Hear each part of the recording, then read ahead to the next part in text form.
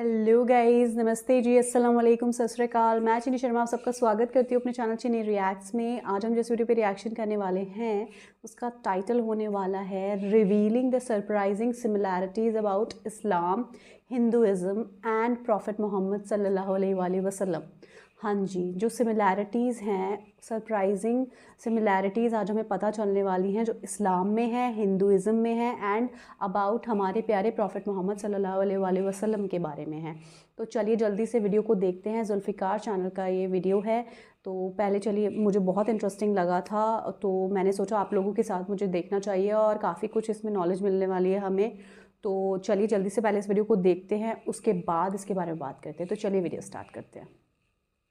मुझे यकीन नहीं होता कि हिंदू और इस्लाम मज़हब में इतनी ज़्यादा सिमिलैरिटीज़ हैं, जिसे देखकर लगता है कि ये एक ही मज़हब के दो अलग अलग वर्जन्स हैं। जैसा कि हिंदू स्क्रिप्चर्स में नबी पाक का जिक्र होना है और यहाँ तक कि काबा का भी जिक्र है। हिंदू मज़हब की किताबों और कुरान में कई बातें तो एग्जैक्ट सेम लिखी हैं, लेकिन ये सब जानने से पहले हमें इन दोनों रिलीजन्स की हिस्ट्री को जानना होगा। अल्लाह के नबी को सुबह की फजर की सुन्नत बहुत पसंद थी। वेदों का रस निचोड़ करके मोहम्मद साहब ने परमात्मा की इबादत करके परमात्मा के पैगाम को एक ही कलमे में दे दिया। इससे बड़ा ग्रंथ दुनिया में और क्या हो सकता है। साल 610 BC जब नबी पाक सल्लल्लाहु अलैहि वसल्लम को नबूवत मिली और अल्लाह ने नबी पाक सल्लल्लाहु अलैहि वसल्लम के जरिए अपना पैगाम लोगों तक पहुंचाया, इस तरह इस्लाम मजहब शुरू हुआ। लेकिन अगर हिंदू मजहब की हिस्ट्री को देखा जाए तो इसका स्टार्टिंग पॉइंट किसी को नहीं पता कि ये मजहब कब बना और किसने बनाया। बहुत से स्कॉलर्स का मानना है कि हिंदू मजहब 5000 साल पुराना है, क्योंकि इंडस वैली सिविलाइजेशन में इस रिलीजन से जुड़े कुछ एविडेंस मिले हैं। इंडस वैली आज के टाइम में पाकिस्तान के पंजाब प्रोविंस में मौजूद है। हिंदू अपने मजहब को सनातन धर्म बोलते हैं, यानी कि ऐसा धर्म जो हमेशा से था, लेकिन सही तौर पर हिंदू मजहब को इसके वैदिक पीरियड के बाद ही रिकॉग्नाइज किया जाता है, जब 1500 से 2000 BC में हिंदू मजहब के वेदों को लिखा गया था। जिस तरह इस्लाम में हमारे पास कुरान है, इसी तरह हिंदू मजहब में वेद होते हैं। इसके अलावा हिंदू लफ्ज के पीछे भी बड़ी इंटरेस्टिंग स्टोरी है। ये जो हिंदू लफ्ज है, इसका आज के हिंदू मजहब से पहले कोई ताल्लुक नहीं था। हिंदू लफ्ज सिंधु नदी के पास रहने वाले लोगों को कहा जाता था। सिंधु नदी इंडिया और पाकिस्तान में बहती है और हिंदू लफ्ज भी इस रिवर के पास रहने वाले लोगों को कहा जाता था। इसका आज के हिंदू मजहब से पहले कोई ताल्लुक नहीं था, लेकिन फिर कई फेमस हिंदू पोर्ट्स ने इस लफ्ज को मजहब से जोड़ा और इसी तरह से हिंदू लफ्ज को आज के हिंदू मजहब से जोड़ दिया गया। इसी तरह इस्लाम लफ्ज एक अरबिक वर्ड है जिसका मतलब है खुद को अल्लाह के हवाले करके सुकून पा लेना।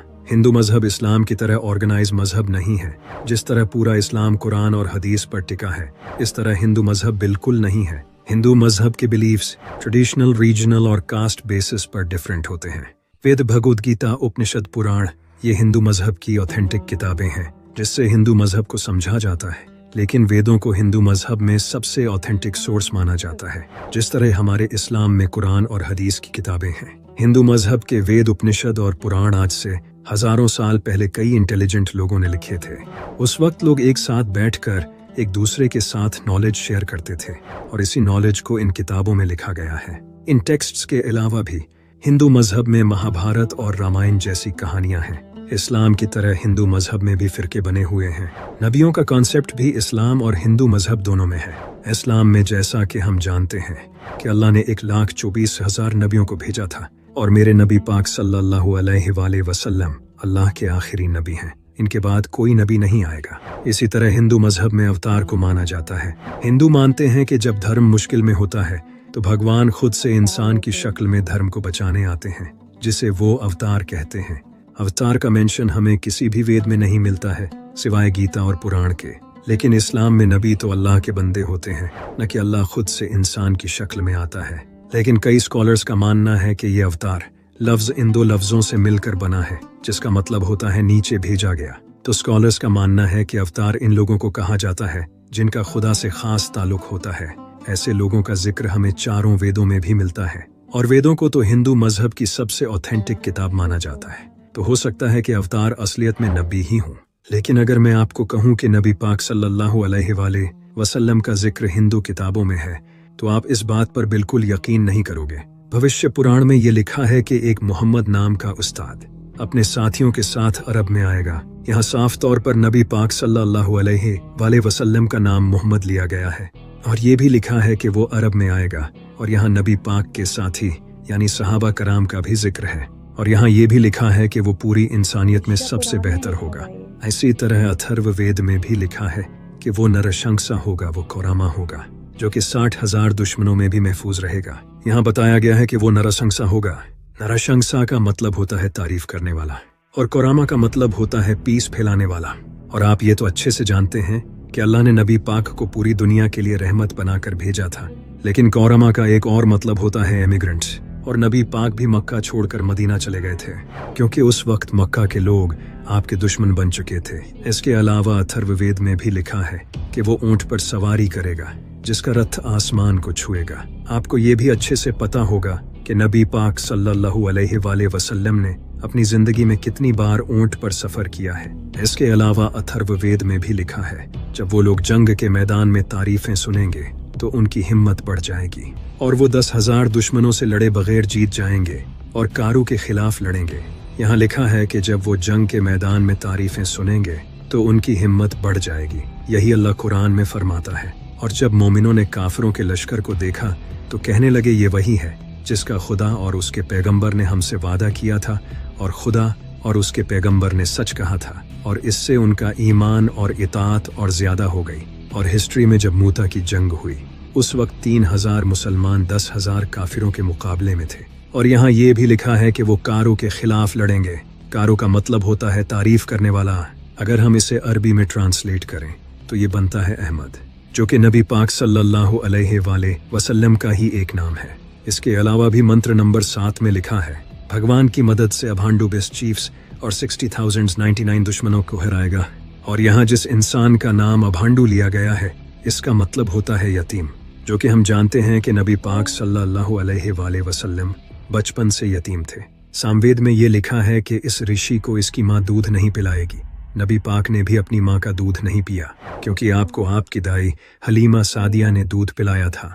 जिस तरह इस्लाम में हम इमाम मेहदी का इंतजार करते हैं और हमें पता है कि क़यामत से पहले इमाम मेहदी का ज़ुहूर होगा, इसी तरह हिंदू मजहब में लोग कल की अवतार को मानते हैं और इनका ये मानना है कि जब भी कलयुग होता है तो कल की अवतार अपीयर होता है, जो कि विष्णु का ही एक अवतार होता है। कल की अवतार का हिंदू आज इंतजार कर रहे हैं। इनका मानना है कि कल की अवतार बहुत जल्द इस दुनिया में अपीयर होगा। इसी पर हिंदू मजहब के बहुत बड़े स्कॉलर पंडित वेद प्रकाश ने एक किताब लिखी थी जिसमें उन्होंने बताया था कि हिंदू जिस कल की अवतार का इंतजार कर रहे हैं वो ऑलरेडी इस दुनिया में आ चुका है और वो कल की अवतार हमारे नबी हजरत मोहम्मद सल्लल्लाहु अलैहि वसल्लम थे।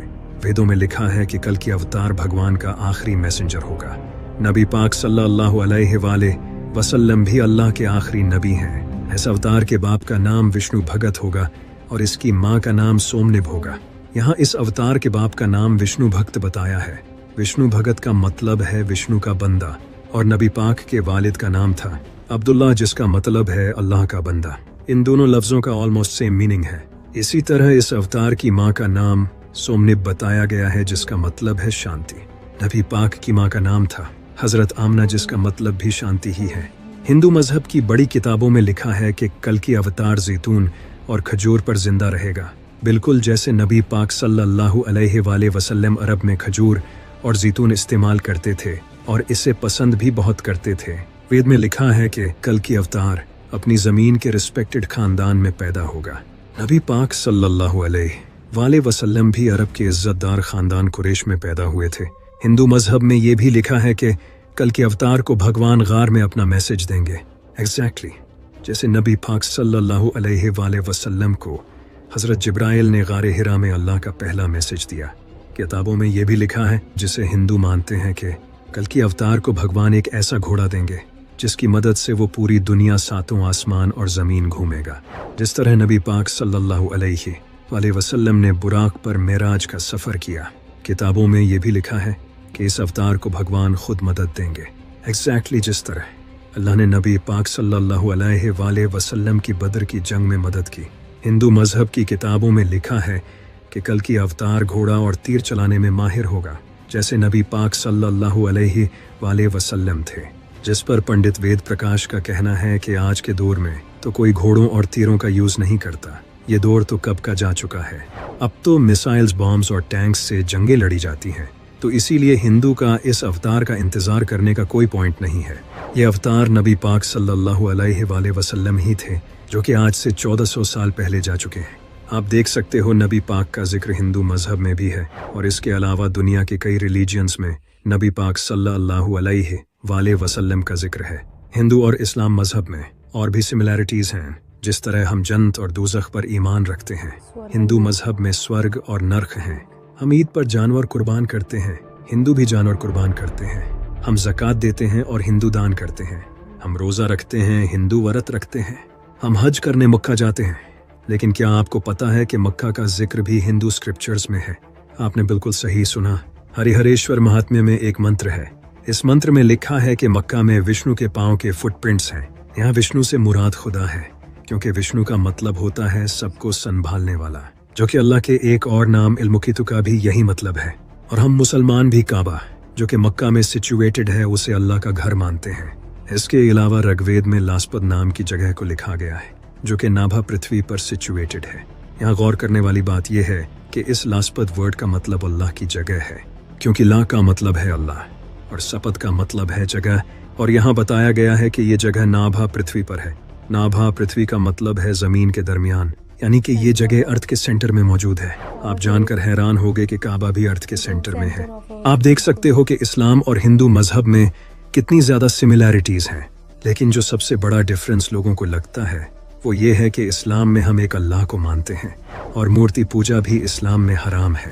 लेकिन हिंदू अलग अलग खुदाओं को मानते हैं और मूर्ति पूजा करते हैं, जबकि उपनिषदों में ये साफ साफ लिखा है वो एक है और उसका दूसरा नहीं। उसके ना तो माँ बाप हैं और ना ही उसका कोई खुदा है। उस जैसा कोई नहीं, उसे इंसान की आंखें देख नहीं सकती। भगवत गीता में भी लिखा है कि जिनकी अक्लों को उनकी इच्छाओं ने चुरा लिया है वो इन मूर्तियों की पूजा करते हैं, उस एक खुदा को छोड़कर। इसी तरह यजुर्वेद में भी लिखा है उसकी कोई तस्वीर नहीं, उसे किसी ने पैदा नहीं किया और वो इबादत के लायक है। उसका कोई जिस्म नहीं, वो पाक है। वो अंधेरे में गहरे डूब जाते हैं जो संभूति यानी तख्लीक की इबादत करते हैं। इतना ही नहीं, ऋग्वेद में भी लिखा है पादरी एक खुदा को कई नामों से पुकारते हैं। उसकी इबादत करो जिस जैसा कोई नहीं, जो अकेला है। सिर्फ एक खुदा है, दूसरा नहीं, हरगिज नहीं, कम से कम नहीं। उसके सिवा किसी की इबादत न करो, सिर्फ उसी की इबादत करो। अथर्ववेद में भी लिखा है खुदा सबसे अजीम है। ये सारी बातें कुरान में एग्जैक्टली सेम टू सेम लिखी हैं। हिंदू मानते हैं कि पूरे यूनिवर्स को ब्रह्मा ने बनाया है। ब्रह्मा का मतलब होता है क्रिएटर, जिससे आप अल्लाह भी कह सकते हो। शंकराचार्य जी, जो हिंदू मजहब के सबसे बड़े स्कॉलर थे, उन्होंने कहा था कि ब्रह्मा ही सच है। वो भी एक ही खुदा में मानते थे, यानी कि खुदा एक है और वही सच है। लेकिन अगर हिंदू मजहब में एक खुदा का मानने का कहा गया है, तो फिर क्यों लोग मूर्तियों की पूजा करते हैं? इस्लाम 1400 साल पुराना मजहब है और जैसा कि आप जानते हो कि इस्लाम में अल्लाह के अलावा किसी और की इबादत करना सख्त गुनाह है। फिर भी आज आप देख सकते हो कि कितने मुसलमान शिरक करते हैं। हिंदू मजहब 5000 साल पुराना है, तो वहाँ ऐसा होना तो कोई खास बात नहीं है। गौतम बुद्ध खुद सारी जिंदगी लोगों को बुतों की पूजा करने से रोकते रहे, लेकिन इनके मरने के बाद लोगों ने इनकी ही पूजा करना शुरू कर दिया। हज़रत मूसा अलैहिस्सलाम ने जब लोगों को समंदर पार करवाया, तो समंदर पार करते ही एक इंसान ने हज़रत मूसा अलैहिस्सलाम को ये कह दिया कि आप हमें अपने रब की कोई मूर्ति बना दें ताकि हम इसकी पूजा कर सकें। हज़रत ईसा अलैहिस्सलाम ने लोगों को अल्लाह की इबादत करने की तालीम दी और लोगों ने उन्हें ही खुदा बना दिया।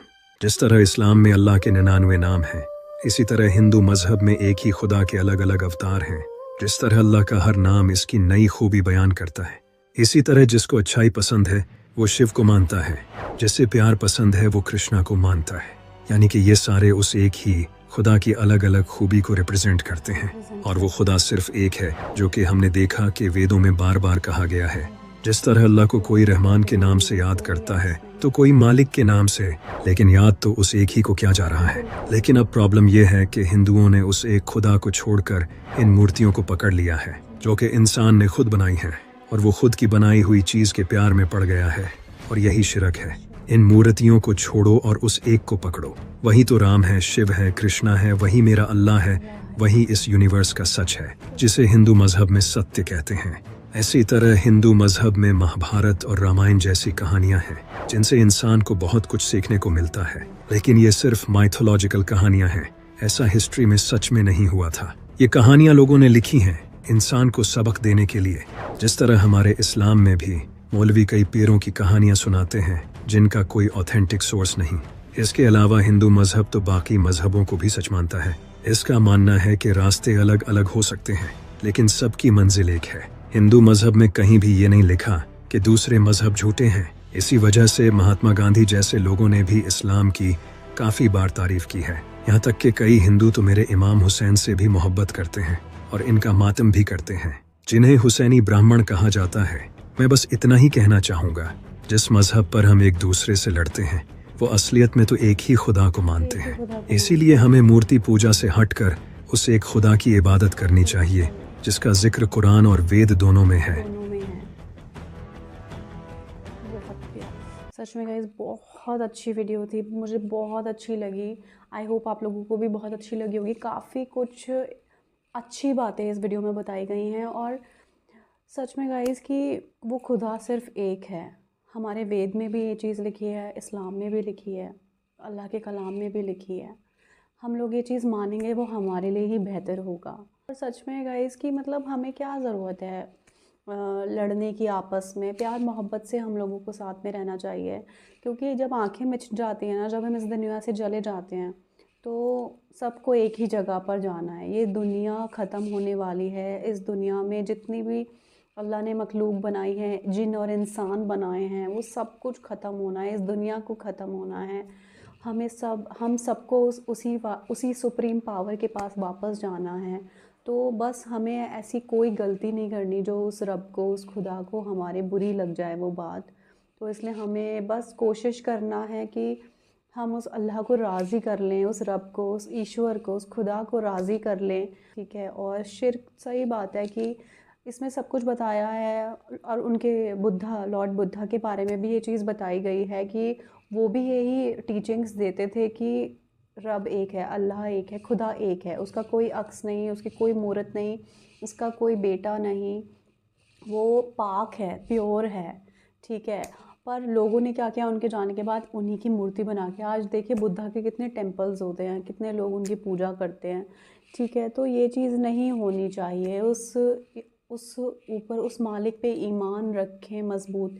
और इस्लाम में यही चीज़ कोई गलत बात नहीं है। इस्लाम में अगर ये चीज़ कही गई है कि एक अल्लाह है, एक अल्लाह में बिलीव करो, तो इसमें क्या गलत है। अगर इस्लाम में ये चीज़ कहा गया है कि किसी के सामने नहीं झुकना, सिर्फ अल्लाह के सामने झुकना है, तो क्या गलत बात है इसमें। उस रब के सामने आप सच्चे दिल से अपनी आँखों को बंद तो करें, आँखों को बंद करके उस ऊपर वाले को याद तो करें। वो नूर आपको अल्लाह खुद दिखा देंगे, जो नूर है सच, जो सिर्फ वो नूर है सच। ठीक है। वो नूर जिसको दिखता है ना, बस वो बहुत किस्मत वाले होते हैं वो लोग। और मैं भी सिर्फ एक खुदा में ही बिलीव करती हूँ, एक अल्लाह में ही बिलीव करती हूँ। और